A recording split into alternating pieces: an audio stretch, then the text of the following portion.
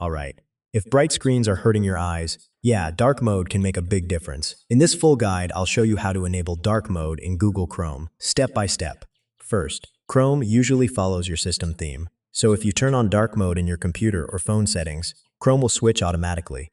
If you want more control, open Chrome settings, go to Appearance, and click Theme.